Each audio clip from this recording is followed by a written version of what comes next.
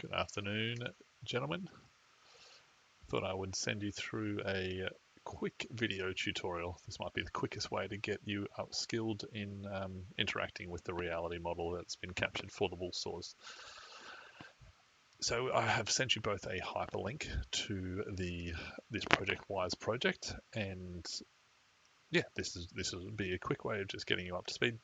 So we primarily we've got the project, it's Woolstores Tenerife, and it's the facade inspection. We have the team members which can contribute. There is down below, we then have the cloud-based services, and so the sharing is a documentation where we can share data to one another that's not model related, and yeah, we can all edit it or what have you, we can share it between us. And down the bottom here we have this reality data management tab. I'll just click on that, and then that opens up a browser of sorts for the multiple different models that we have for this project.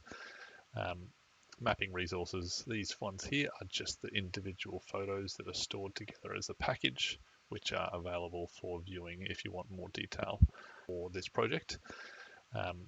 Mapping resources, these ones here are just the individual photos that are stored together as a package, which are available for viewing if you want more detail. But the mesh itself that we're looking at is only 1.5 gigs, so quite lightweight. So if we click on that blue hyperlinked link there, it'll then open up the newly named iTwin capture model.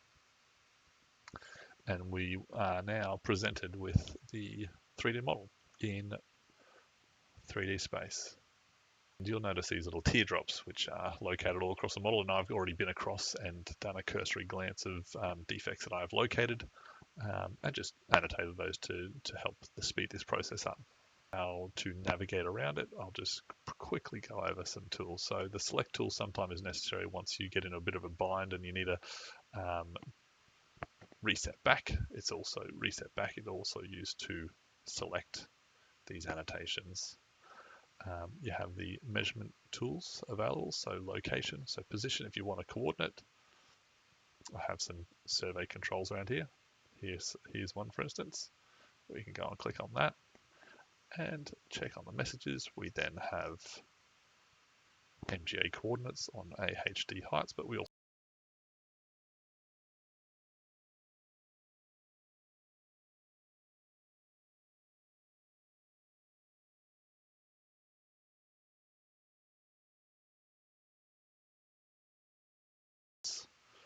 other measurements, width, area, volume, also very handy in other areas.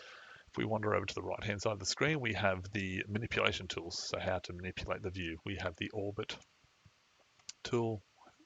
So depending on which device you're using, it's probably easier in some instances to use these here as a select, whereas with a mouse and a keyboard setup, you can use your mouse in most instances. So the middle scroll button gives you, and if you press that down, that gives you the pan option. If you just left click, then orbits around. If you hold Control, Alt, let's go back to this one.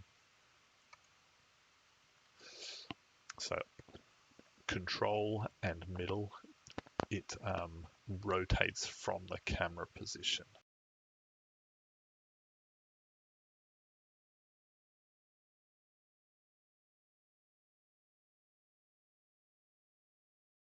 Back to the orbit feature.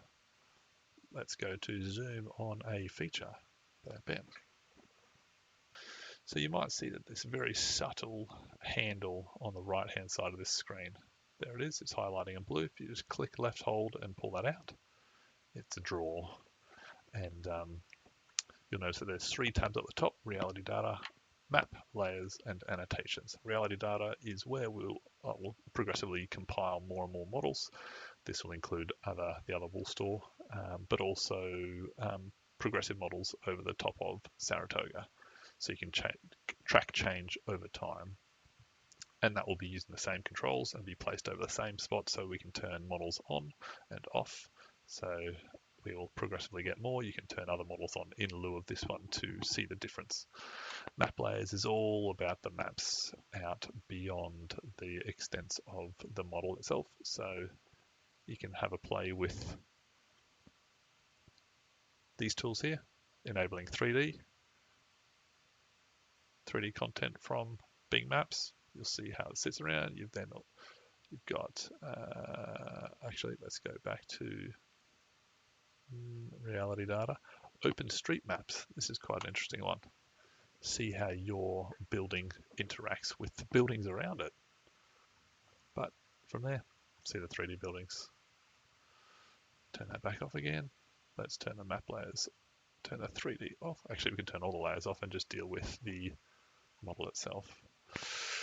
So then we head over to the annotations, and you'll see that I have got a list here of defect types.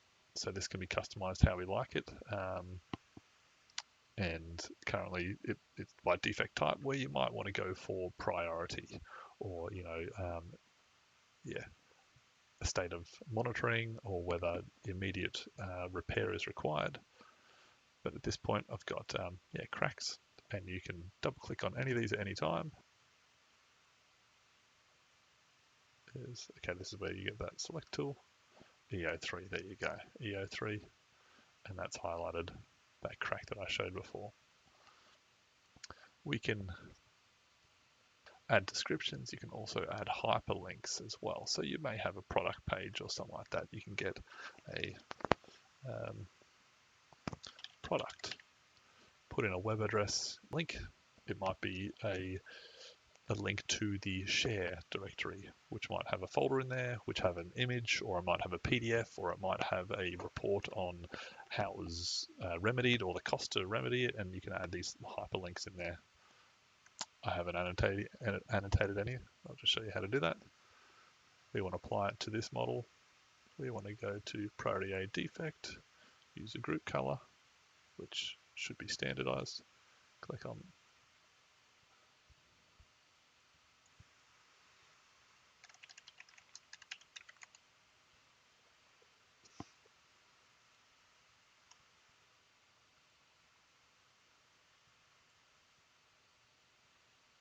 interesting. So in the instance where you've found an area and you go, oh, the model has not done a good job at creating the mesh in that area, you have the opportunity to open this viewing pane.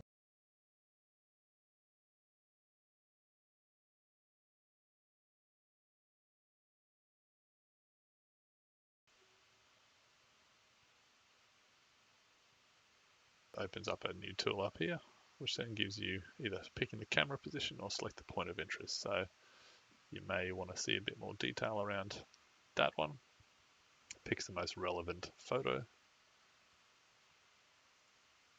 Oh, we're getting a bit of both. We're getting a bit of forwards and backwards play there. And you get an idea of,